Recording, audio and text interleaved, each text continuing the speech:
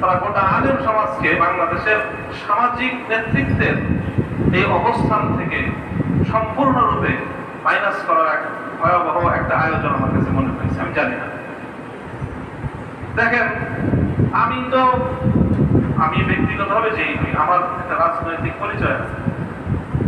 আমি শাইখুল হাদিসের সন্তান। বাংলাদেশে শাইখুল হাদিস আল্লামা আজিজুল হক রহমাতুল্লাহ আলাইহির যে রাজনৈতিক ব্যাকগ্রাউন্ড, তার সাথে তো এদেশের স্বাধীনতা থেকে নিয়ে শুরু করে অদ্যাবধি যতগুলো রাজনৈতিক নেতা রয়েছে তাদের সকলকে তাদের নিজেদের রাজনৈতিক স্বার্থে শাইখুল হাদিসের কাছে এসে বসতে হয়েছে। বঙ্গবন্ধু শেখ মুজিবুর রহমান তার সাথে বসতে হয়েছে, শহীদ প্রেসিডেন্ট জিয়াউর রহমানকেও তার সাথে বসতে হয়েছে, বেগম খালেদা জিয়াকে তার সাথে জোট করতে হয়েছে, হোসেন মোহাম্মদ এরশাদকেও তার সাথে বসতে হয়েছে, এবং বর্তমানের প্রধানমন্ত্রী শেখ হাসিনাকেও তার নিজের দলের মহা সেক্রেটারি জেনারেলকে পাঠিয়ে শাইখুল হাদিসের পায়ে সালাম করতে হয়েছে। সেই শাইখুল হাদিসের সন্তানের সাথে, এবং আমি বাংলাদেশের একটি নিবন্ধিত রাজনৈতিক দলের মহাসচিব, ন্যূনতম রাজনৈতিক যে মর্যাদার আচরণ সেটা আমি পাই। এটার সবচেয়ে মর্মান্তিক বিষয় আমার কাছে মনে হয়েছে। প্রথমত চরিত্র হননের চেষ্টা করা হয়েছে। আমাকে একটা যা করা হয়েছে এটা হলো জাস্ট শুধুমাত্র টেস্ট কেস। শাইখুল হাদিস রহমাতুল্লাহ আলাইহি আমার আব্বাজান মরহুম, তিনি একটা দৃষ্টান্ত দিতেন। আমার কথা একটু লম্বা হয়েছে, কথাগুলো শাইখুল হাদিসের এই কথা হয়তো এখন আসবে না অন্য কারণ থেকে। তিনি একটা আন্দোলনের সময় আমাদেরকে বলেছিলেন, উনি অনেক গ্রাম বাংলার ভাষায় কথা বলতেন। তো বলতেন যে দেখেন, যে গ্রামগঞ্জে যখন শীত কেটে চোররা চুরি করে, তো চোরদের একটা নিয়ম আছে, পলিসি আছে, সেটা হলো যে তারা প্রথমেই শীত কেটে নিজেরা ঘরে ঢোকে না। শীত কেটে প্রথমে পাতিলের মধ্যে মানুষের মাথা তৈরি করে কৃত্রিম, ওই মাথা তারা ঢুকায় দেয়, যে গৃহস্থের প্রতিক্রিয়া দেখতে চেষ্টা করে। গৃহস্থ কি প্রতিক্রিয়া দেখায়?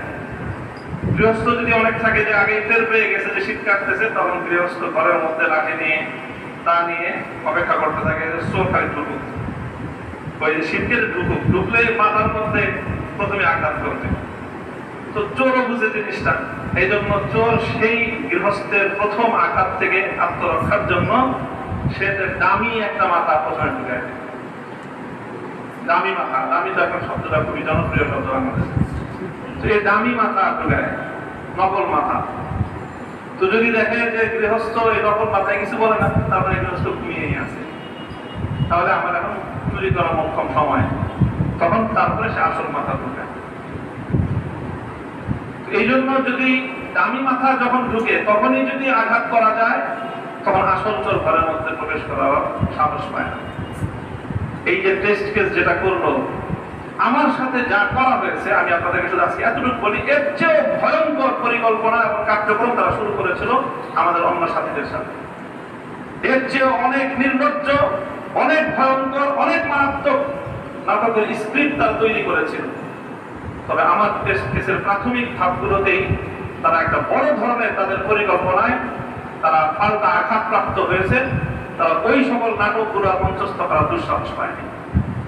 আমি আল্লাহ পাক রব্বুল আলামিনের এই ক্ষেত্রে মহান রব্বুল আলামিনের অশেষ শুকরিয়া আদায় করি, আমার ব্যক্তির জন্য নয়, বাংলাদেশের আলেম সমাজের জন্য, যে আল্লাহ পাক রব্বুল আলামিন এমন ভাবে একটা দল, কিছু মানুষকে আল্লাহ পাক রব্বুল আলামিন যেন ক্ষুদ্রদের মাধ্যমে আল্লাহ তাদেরকে প্রেরণ করেছিলেন, যে সেই চরিত্র হননের নাটকের স্ক্রিপ্টের প্রথম চরিত্রেই তারা ষড়যন্ত্রকারীদের দামি মাথার মধ্যে আঘাত করেছে। এক তো এই যে চরিত্র হননের মাধ্যমে ইসলামী নেতৃত্বকে জনমানুষ থেকে বিচ্ছিন্ন করার এক সুদূর প্রসারী ষড়যন্ত্র। দ্বিতীয়, দেখেন প্রত্যেকটা যে নির্ধারিত কোর্ট মামলা, তো 41টা মামলা ফেস করতে হয়েছে। প্রতি মাসে, প্রতি সপ্তাহেও 2 দিন 3 দিন পর্যন্ত কোর্টে যাওয়া হয়েছে। কোর্টে নেন, আচ্ছা অসুবিধা নেই, সবাই স্বাভাবিকভাবে নেওয়া হচ্ছে। আমাকে এবং আমার মতো আমাদের সাথীদেরকে কোর্টে নেওয়ার সময় একটা বুলেট প্রুফ জ্যাকেট পরাবে, হেলমেট পরাবে, এবং এই হেলমেট এবং বুলেট প্রুফ জ্যাকেট বাংলাদেশের কোন রাজনৈতিক নেতৃবৃন্দের পরানো হয় না নিরাপত্তার দোহাই দিয়ে। আমি জানি না যে আমাদের নিরাপত্তার প্রয়োজনীয়তা শেখ হাসিনা এবং খালেদা জিয়ার চেয়ে বেশি তাদের কাছে মনে হয় কিনা। রাজবন্দী হিসেবে বাংলাদেশে শেখ হাসিনা বন্দী হয়েছেন, খালেদা জিয়াও বন্দী হয়েছেন, এবং তাদেরকে কোর্টে হাজির করা হয়েছে।